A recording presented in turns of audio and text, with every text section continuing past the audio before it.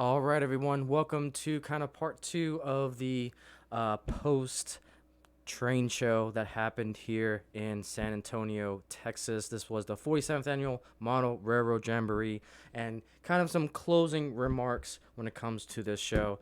Overall, I did enjoy it.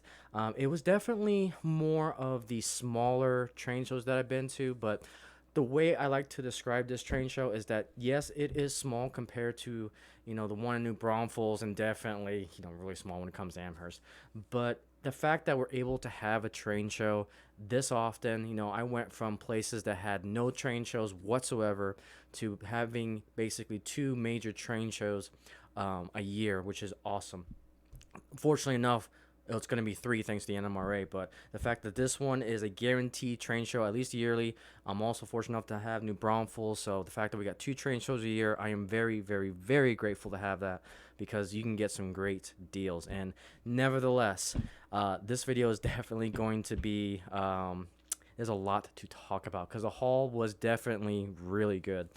Now, I do have to caveat something when it comes to this haul.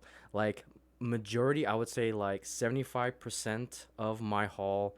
No, it's actually much higher than that. I'll say about 80% of my haul came from the San Antonio Model Railroad Association's club store. There was a lot of great deals. And basically what it is that it's a store that helps financially support the San Antonio Model Railroad Association, and all those funds went to the building that you guys see on my YouTube channel. So, I didn't mind giving them a good chunk of my allowance because it goes back into the building that you guys see my shorts, you guys see my fun run episodes, the operation episodes. So everything goes back into that great layout that you guys see on my channel. So I was definitely happy. Now, if that store wasn't there, this haul would be significantly shorter, to say the least. So with that, guys, let's go ahead and go into the haul. So let me go ahead and zoom out here, and let's go ahead and begin, starting with our first haul. Now, keep in mind these prices is not really what I got for, because there was some bundle deals that I was able to make, some membership deals I was able to make, and so take it all with a grain of salt. When it comes to my channel, price is always relative, which is why I don't advertise it as much. So when it comes to this, I am excited. So here we got a Broadway limited import, and so here is the engine. This was, or excuse me, is a Missouri Pacific locomotive, Broadway limited, Missouri Pacific lines.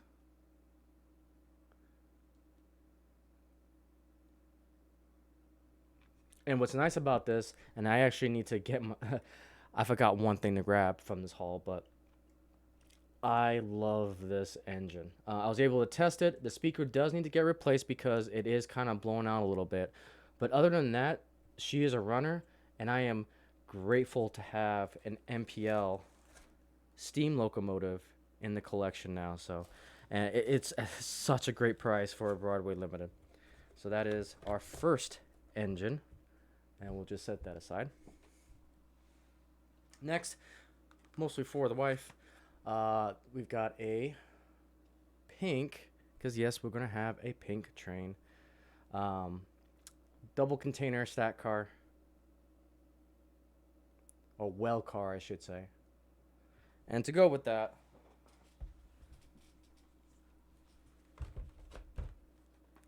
of course, we got the pink container. So we're going to have the Pink Panther train. Watch out. Oh, boy. It's great. All right, next up, we've got this particular car. So one thing that we're going to be doing when it comes to these trains is that we're going to try to find and need to find these deep depression cars. I think they're also known as, depressed center flat cars. So what this allows us to do is allows us to have bigger freight to get customized into it. And so this is weathered. Metal car too, really nice. So we're definitely on the lookout for these type of cars. I'll just put this back. I'm trying to go somewhat quickly because I don't want this to be an hour-long video, considering there's a lot. There's a lot in this haul. So I'm trying to speed things up a little bit. We got a coaster here, Southern Pacific Lines. This is part of the Southern Pacific Railroad, SP 127 Alamo. I believe this is a restoration project that a local community was putting together. I don't know the full backstory. I'll probably do a separate video on this, but we wanted to support the cause and got a coaster. And coasters are always good, and I need one for the upstairs office. So thanks to the wife, able to find this. All right, so some other things. You guys know that I love posters.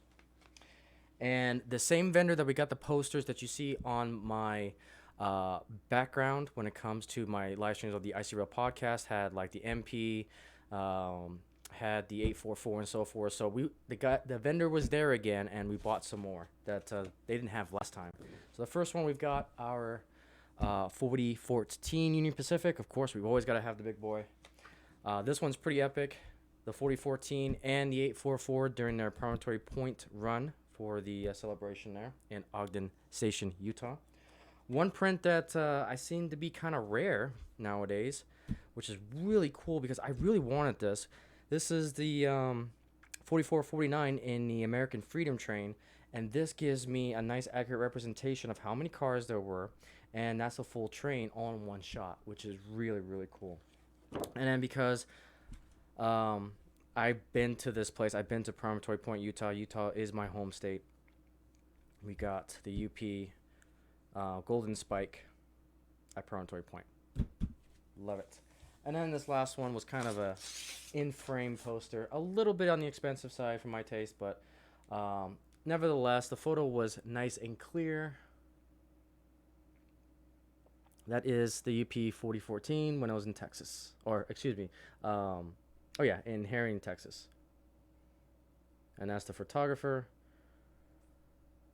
Really, really nice. So, really cool with that. Go ahead and put these away.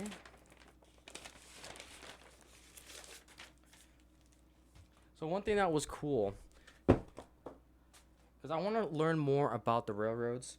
And this particular author, the books are slightly expensive, but the author and it's basically a mom and dad kind of, or it's a couple that does these type of books.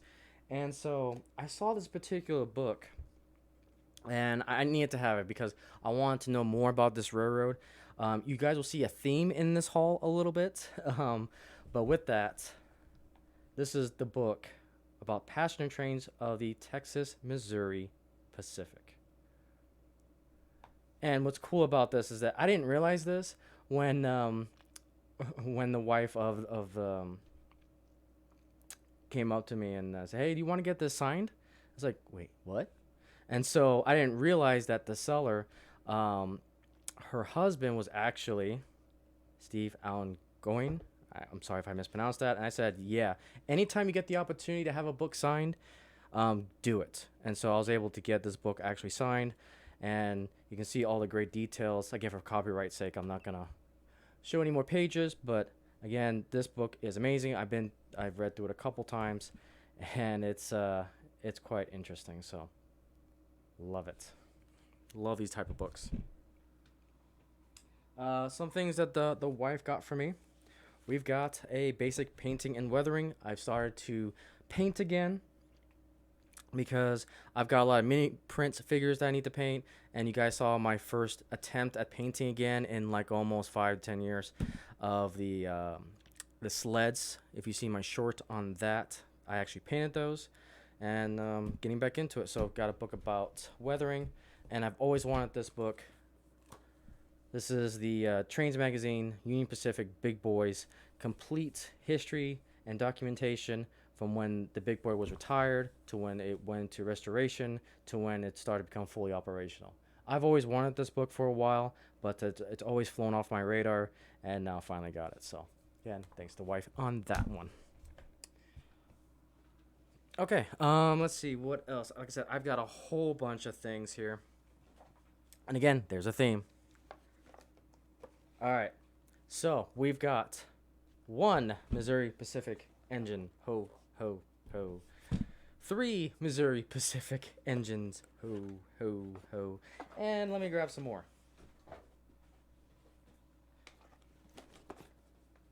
There's 4. There's 5. There's 6. There's 7. So this all came from, again, the San Antonio Monroe Association Company store. There was several generous donations that the club received because, you know, individuals, when they pass away, they have what they call a estate sale if they can't find a place to donate the collection. So there was a particular person, if I understand the story correctly, passed away. The family generously donated to the club to help raise funds to make sure that the building, the layout, you know, they're financially stable. And so they sold basically this entire, it was a huge Missouri Pacific collection that went up basically for sale. And needless to say, it's, you know, in my family tree, and it's been a big collector's item for me right now is to get Missouri Pacific stuff. So we basically have every type of diesel in the Missouri Pacific fleet at this point. So yeah, it's ridiculous. So it was a great haul.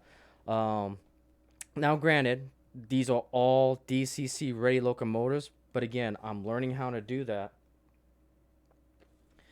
and I'm excited to convert all these. So again, got a fantastic deal on all of these, and I'm excited to get these going.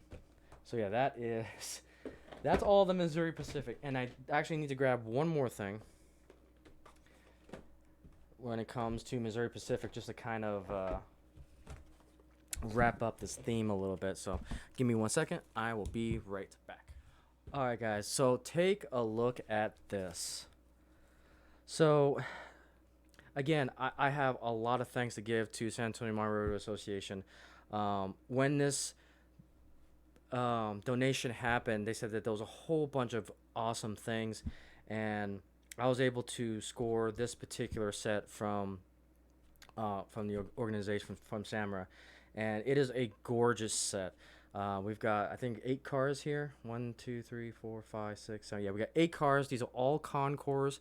I love these type of passenger cars. Concors, AHC, Riverosi or Riverosi, depending on how you want to call that. And these are actually hand painted. They got custom interiors. I can't remember if these are lettered or not, but it's a gorgeous set. And what's interesting about this is that, you know, I was telling my wife, it's like, this is one of those perfect sets that we need a steam engine for. And the fact that we were able to grab that Missouri Pacific steam engine to go with this particular set, it's going to be gorgeous on the layout.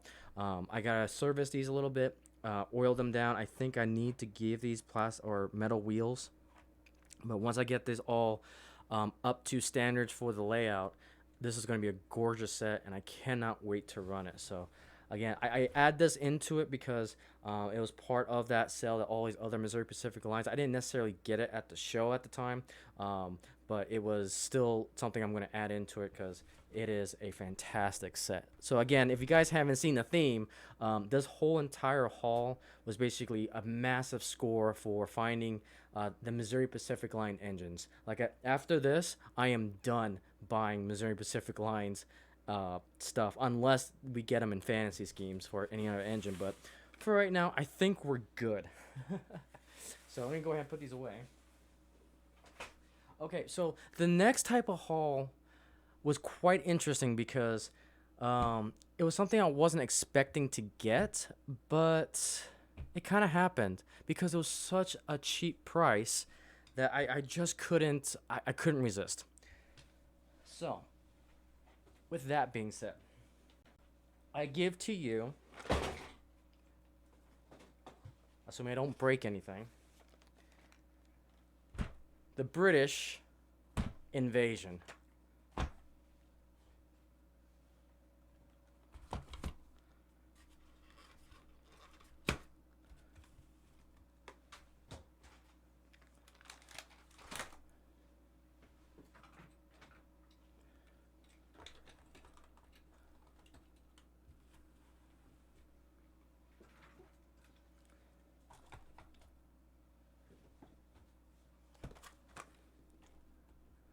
Okay, so there's a lot of explaining to do when it comes to this stuff.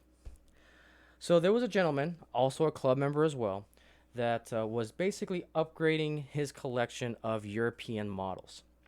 And so it came to the point in time that, the layout was fully digitized.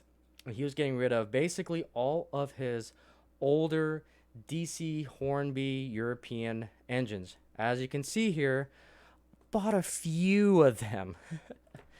So yeah, so these are technically old DC 000 gauge European engines, and the member was actually stationed in Europe. And so these, the minute I saw these, I fell in love. And one of the rare times I'll say this, but the price that you see here is the price that I paid for. Now, the member did explain that, some of these don't run, some of them wobble, some of them are rough runners. But here's the thing, I love to tinker. And so tinkering with European models to see if I can get them running again, oh, I can't wait. And so for now, the whole purpose of why I got all these is that I do want to fix them up. I want to learn how to mess with the motors in them. We're gonna make to see if we can actually get these to run again. Now, with that being said, I will need 00 gauge track for a good chunk of these, but to be honest, I think they're gorgeous as is, and I think even if I don't run these, it'll be a great like piece to put on the wall for display. Again, these will probably end up being shelf queens, but to have all these pieces, I think it's so nice. Let's see if I can open this one up. I don't know how these open. Okay, I'll deal with that a little bit later. So that's where I foresee this. And again, these are so old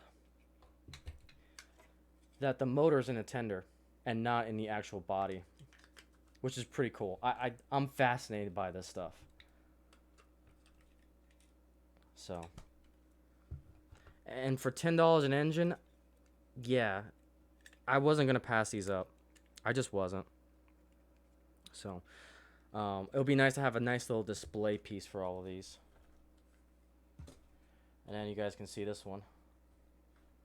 So this is the Thompson B1 class. Again, I don't know anything about old school European engines, but these are just gorgeous, absolutely gorgeous.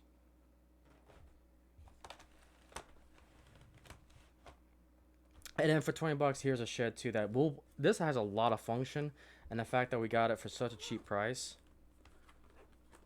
absolutely love it. So really, if it wasn't for the Samurai store, this would have been. It would have been a European haul. I'm just gonna put it frank, but really, really love it. Go ahead and put this lid back on.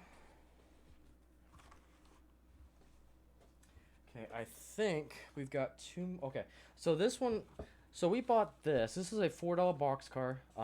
It has a little bit of issues to it, but the whole purpose behind this is to experiment painting. And so when we put this together, this is, you guys know I have my testing range module where we test all sorts of things on it.